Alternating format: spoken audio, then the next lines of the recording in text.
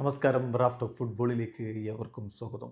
Yes, Sergio Ramos കളിക്കളത്തിലേക്ക് മടങ്ങി വരുന്നു. അടുത്ത ക്ലബ്ബ് വേൾഡ് കപ്പ് കളിക്കാനുണ്ടാകും. ക്ലബ്ബ് വേൾഡ് കപ്പിനുള്ള യോഗ്യതയുള്ള ക്ലബ്ബിലേക്കാണ് അദ്ദേഹം പോകുന്നത്. ഫബ്രീസിയോ റൊമാനോ അടക്കമുള്ളവർ ഇക്കാര്യം ഇപ്പോൾ സ്ഥിരീകരിച്ചു കഴിഞ്ഞു. Sergio Ramos to Rayados, here we go എന്നാണ് തൻ്റെ സ്വതസിദ്ധമായ ശൈലിയിൽ ഫബ്രീസിയോ പറഞ്ഞിരിക്കുന്നത്. എന്ന് പറഞ്ഞാൽ സെർജിയോ റാമോസ് മെക്സിക്കൻ ക്ലബ്ബായിട്ടുള്ള മോണ്ടറിയിലേക്ക് പോവുകയാണ്.